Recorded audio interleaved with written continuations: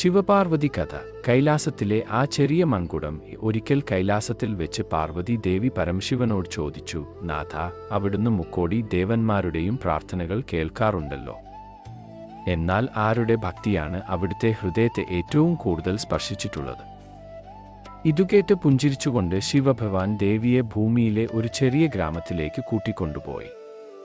അവിടെ ദരിദ്രനായ ഒരു വൃദ്ധൻ ഒരു മൺകുടത്തിൽ അല്പം ഗംഗാജലവുമായി കാശി വിശ്വനാഥനെ തൊഴാൻ നടന്നു വരികയായിരുന്നു.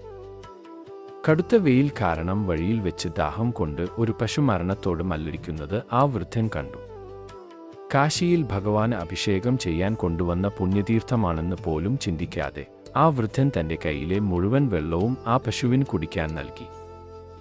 ആ നിമിഷം തന്നെ ആ മൺകുടം നിറയെ സ്വർണ്ണപ്പൂക്കളായി മാറി.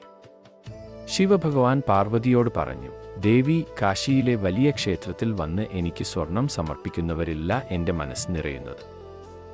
ദാഹിക്കുന്ന ഒരു ജീവൻ തൻ്റെ കയ്യിലുള്ളത് നൽകിയ ഈ വൃദ്ധൻ്റെ കരുണയിലാണ് ഞാൻ വസിക്കുന്നത്.